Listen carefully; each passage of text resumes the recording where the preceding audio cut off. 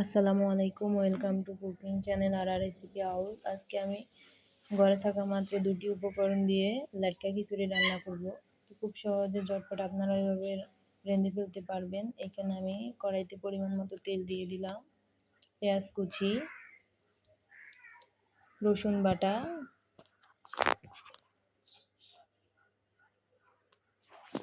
এখানে আমি কোনো মাংস ইউজ করব না, শুধুমাত্র একটু মশলা দিয়ে চাল ডাল দিয়ে এই খিচুড়িটা অনেক সুস্বাদু। আর হলুদ মরিচ গুঁড়া পরিমাণ মতো দিয়ে, কিছু গরম মশলা দিয়ে কষিয়ে, অল্প কিছু গুঁড়ো জিরা দিয়ে দিলাম। বাটাবাটির ঝামেলা ছাড়াই এই তো একটু নেড়ে চেড়ে মিশিয়ে নেব। এবার অল্প একটু পানি দিয়ে আমার সব উপকরণগুলো কষিয়ে নেব। এই তো আমার উপকরণ কষানো হয়ে গিয়েছে। এবার চাল ডাল মিক্স করে ধুয়ে নিয়েছি, ওইগুলো এখন অ্যাড করে দিলাম। এখানে আমি 2 পদের ডাল নিয়েছি, 1 পদের চাল। আপনারা চাইলে আরও ডাল অ্যাড করতে পারেন, না হয় 1 পদ 2 পদ দিয়েও রেঁধে ফেলতে পারবেন।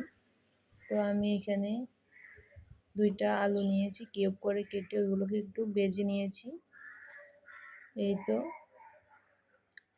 এবার পরিমাণ মতো পানি দিয়ে দিবেন। এখানে কোনো মাপামাপি ঝামেলা ছাড়াই পরিমাণ মতো দিয়ে দিবেন, কারণ এটি একটু লেটকা খিচুড়ি, এই জন্যে। এই তো আমার খিচুড়ির ফাইনাল লুক। একবারে পানি দিয়ে দিবেন, এভাবে আপনারাও রান্না করে